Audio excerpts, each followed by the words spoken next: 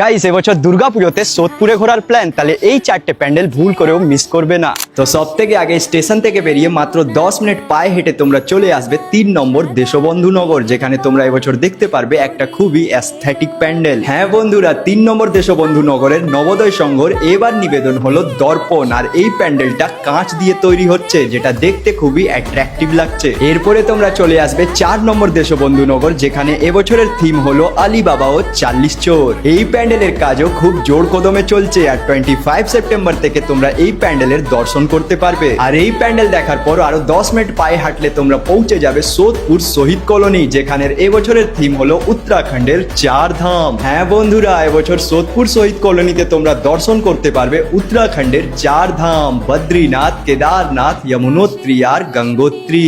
Guys এবছর সোদপুর পানশিলা ঠাকুর বাড়িতে তোমরা দেখতে পারবে একটা ইউনিক থিমের নাম হলো শ্রী চরণেশ্বরী। আর এই প্যান্ডেলে তোমরা দেখতে পারবে একটা বাবা নিজের সন্তানের জন্য কত স্যাক্রিফাইসেস করে। আর এই প্যান্ডেলে সব থেকে ইউনিক জিনিস যেটা আমি ফিল করলাম, সেটা হলো এই হাত টানা রিক্সা, যেটায় বসে মা আসছেন। তো গাইস এটা ছিল সোদপুরের টপ 4 প্যান্ডেলস। আর এর ছাড়া সোদপুরে আরো ভালো ভালো প্যান্ডেলস হয়, তাহলে তোমরা কমেন্ট করে জানাও যে তোমরা সোদপুর ঘুরতে কবে যাচ্ছ।